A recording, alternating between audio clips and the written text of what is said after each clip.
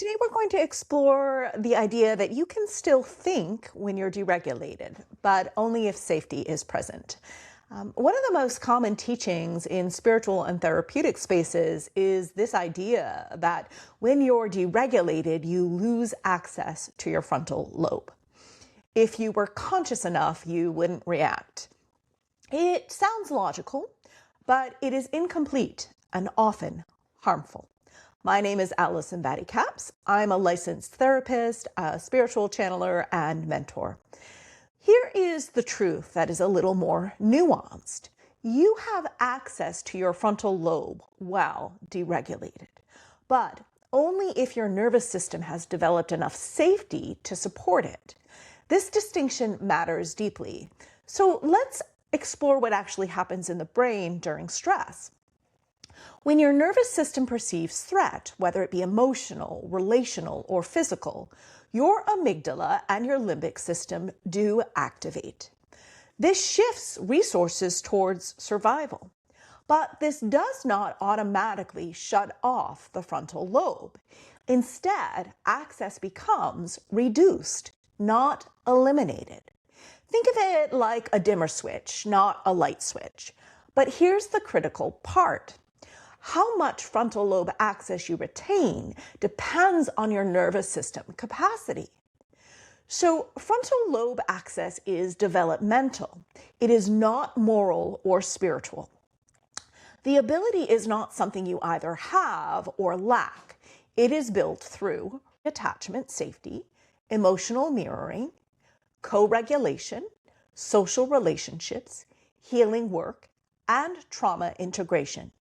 If those things are missing, inconsistent, or unsafe, the nervous system learned threat requires full survival mode. That means faster emotional overwhelm, stronger fight, flight, freeze responses, less access to reflection during distress. That is not pathology. It is adaptive survival biology. Let's explore a little bit about developmental neuroscience. The prefrontal cortex, which is the part of the brain that is responsible for reflection and perspective and empathy and emotion regulation and meaning making, develops in relationship.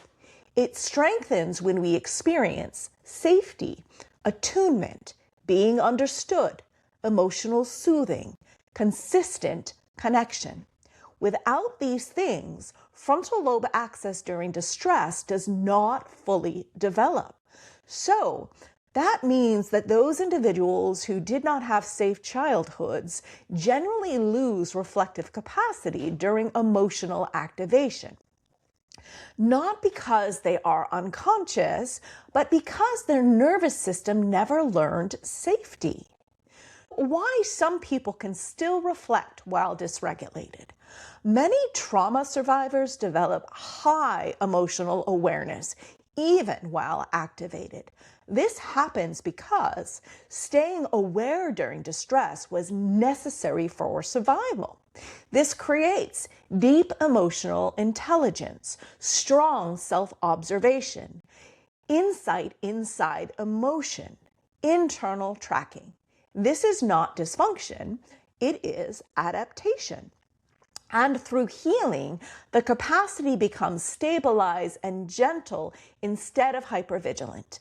And healing is possible for everyone, regardless of whether or not you react. Let's explore why the original teaching is harmful. When we say, if you are deregulated, you have lost your frontal lobe, we unintentionally create shame, self-blame, pathologizing, spiritual bypassing.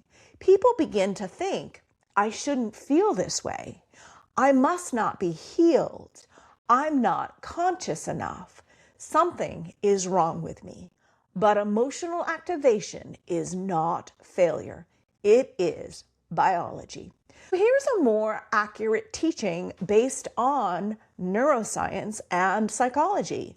Instead of regulate so you can think, we should shift to create safety so thinking returns naturally.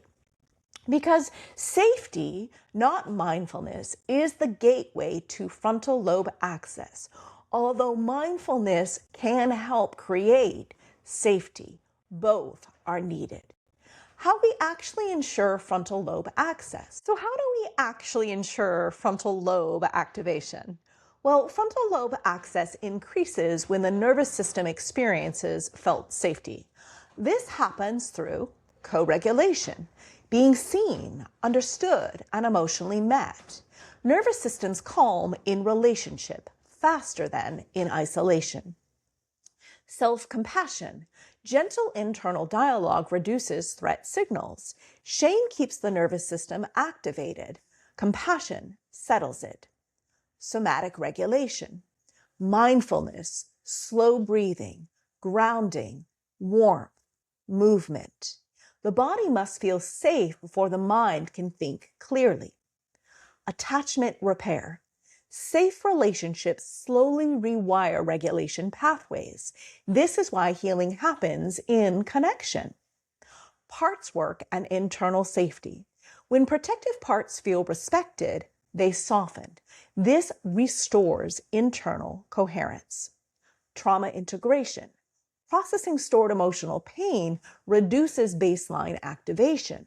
Less stored threat, more frontal lobe availability. Let's explore spiritual integration. True consciousness does not mean never reacting. True healing does not mean never feeling. True awareness does not mean transcending our humanity. It means holding human emotion with compassion and presence. Spiritual bypassing says transcend emotion. Trauma-informed spirituality says stay present with emotion. So what does healing actually look like? Healing is not about emotional perfection.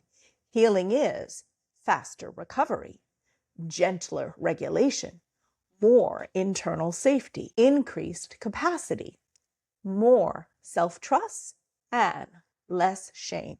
Not emotional absence, constant calm, permanent regulation. So here is a neuroscience summary.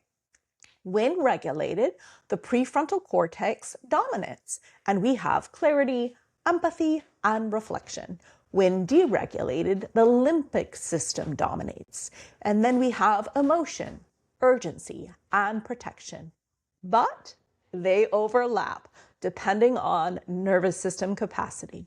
You are not broken because your nervous system activates. You are not unhealed because emotions rise. You are not unconscious because fear appears. You are human. And healing is not becoming less human.